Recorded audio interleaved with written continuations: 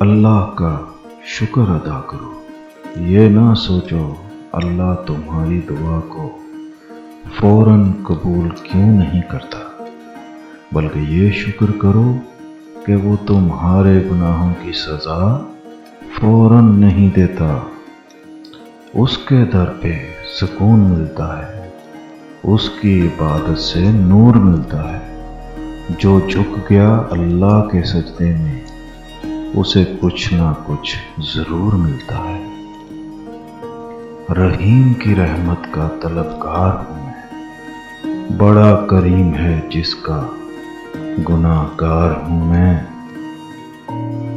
اور یہی کرم کافی ہوا اللہ کا کہ اس نے مجھے رسول اللہ صلی اللہ علیہ وآلہ وسلم کا امتی بنایا۔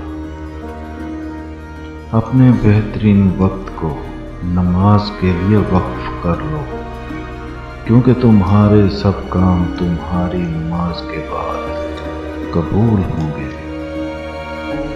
ناکامی کا منہ انسان کو اس وقت دیکھنا پڑتا ہے جب ہم کامیابی کے حصول کے لیے اپنے اللہ کے اصول توڑ دیتے ہیں۔